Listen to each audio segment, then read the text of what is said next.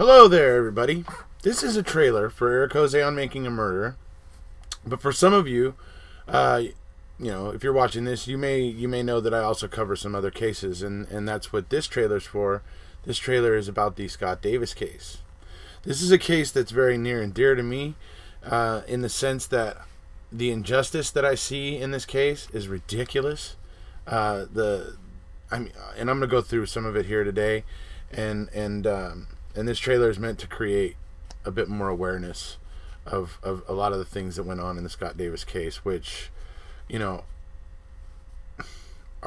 me are just grievous, just absolutely, grievous errors and grievous, oversights, and just, it's just scary that the state can do what they did in the case of Scott Davis.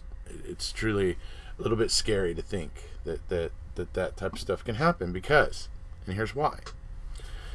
Although David Coffin is the victim here, and all my sympathy goes to David Coffin and his family for the fact that what happened to him, and that they've had to, live without him,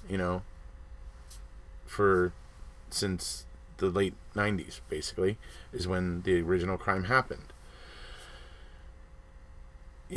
We have nothing but sympathy for the Coffins, but the fact of the matter is that back in 96, they were questioning Scott. They thought they might have a case against Scott, but they ended up dropping it. And I think there's some very clear reasons why. Number one, and these pieces of evidence that I'm about to mention are among the lost pieces of evidence. The blood that they thought was the killers didn't match Scott. The prints that they believed were the killers didn't match Scott. And amongst a lot of other things, including the fact that Scott's ex-wife, who was dating the victim, had guilty knowledge that the victim had been shot in the head while the victim's, David Coffin's, body was still burning in a fire. So how could Megan know this? How could Scott's ex-wife know this information? How could she possibly know that David had been shot in the head while his body was still burning in a fire? So there was numerous reasons the case was dropped back in the late 90s, back in 97 or so. Then, in 2003, I believe, a new assistant district attorney comes into the Fulton County DA's office, ends up being in charge of the cold case files. And the first case that Miss Sheila Ross went in and picked out of the cold case files was the David Coffin case. Whatever her motivations may have been, obviously it was a case that, if she could solve, would bring her some prestige to very wealthy families. It was featured on Dominic Dunn. I mean, the story was compelling.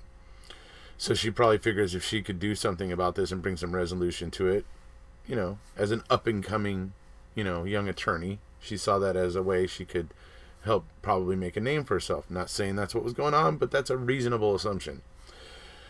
So she takes this case up and starts to re-prosecute. Okay, what happens when they go to retry this case? Well, starts out with 72 pieces of evidence are missing, lost, or destroyed. Turns out they show up with, I believe, about 22 pieces of that evidence before the trial actually ends up starting. So it ends up being only 50 pieces of missing evidence. But that's still a ridiculous amount of missing evidence. The prosecution got to test all of this evidence back in the 96, 97, back when they originally arrested Scott and were considering him as a suspect. They tested all this stuff, had all their lab results and all that stuff. They were able to bring all that stuff into court. But Scott, his lawyers, didn't get a chance to see any of that evidence because they didn't actually bring charges against Scott back in the late 90s. So his lawyers were never able to get their hands on that stuff at the time. And then by the time they bring all this stuff, all these charges now in 2005, when they eventually, 2005 is when they eventually filed the charges against him. And when they do that in 2005, oh, suddenly now 50 pieces of the evidence are gone. And among those pieces of evidence that are gone is the blood they believe to be the killers and the fingerprints that they believe to be the killers. Those two things didn't match Scott, so it's not a real big shock to me that they somehow got lost. Because number one, the DNA profile could have been entered into CODIS to see if there was a possible hit. Never done. The fingerprints could have been entered into APHIS. Never done. Okay? And then they're lost before trial. I mean, when you add all the things up here with the Scott Davis case, you got the guilty knowledge by Scott's ex-wife, knowing that the victim had been shot in the head while his body was still burning in a fire.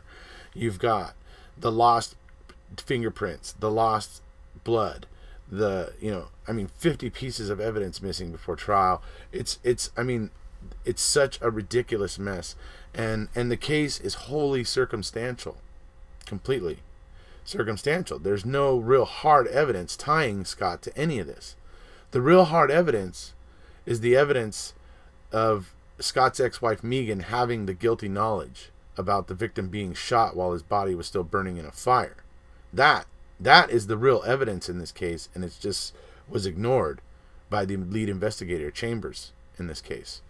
Chambers, really, I don't know what is up with that guy, what he was paying attention to, what he was looking at. He tries to claim that Scott had the knowledge about David being, shot in the head when nobody else knew that because his body was still burning in the fire. And Scott tells him, well, that's because Megan told me. And so Chambers goes outside, and he goes out and he asks Megan, who denies it, of course. But then he goes over and asks the victim's best friend, basically, the victim's best friend, Craig.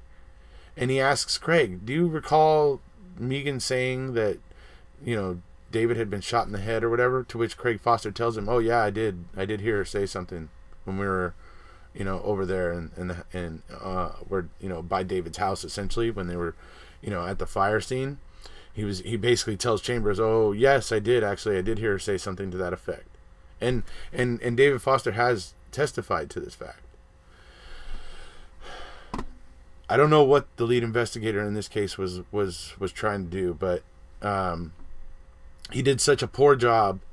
And then I believe Miss Ross wanted to make a name for herself when she took over as the assistant district attorney in Fulton County and picked this case out of the cold case files, and I think really just forced a square peg through a round hole.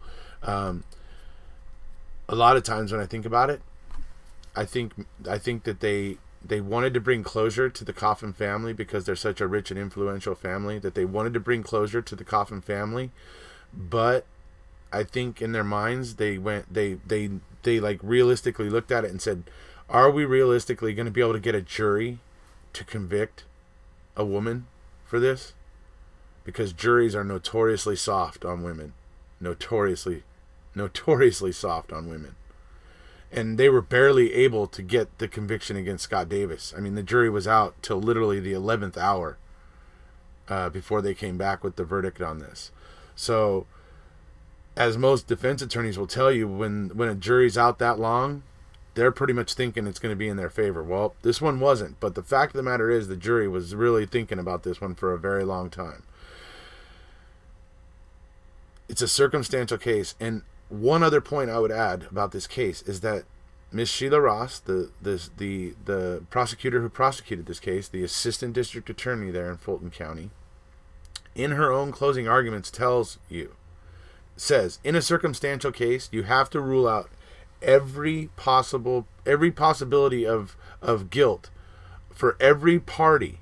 I mean, you have to rule it out. Completely rule out any possibility of guilt for every party except for the accused. You have to rule it out. She then goes on in that same closing argument and tells you that she has not been able to rule out Megan. She describes the accounts of Scott saying that Megan passed the information to him, and Megan now, who has changed her stories numerous times, but was at the time now saying that Scott had told her at the time of trial, so because she had testified. So it was this, and she called it like a game of Abbott and Costello, or it's like a skit, Abbott and Costello, who's on first. So she's basically saying she hasn't ruled Megan out. And this is the prosecutor in their own closing argument telling you I haven't made my burden here, but it still flew, still went by, and nobody cared. So. Hopefully you have found this to be interesting. I will obviously be doing plenty of videos coming up in moving forward about Scott Davis.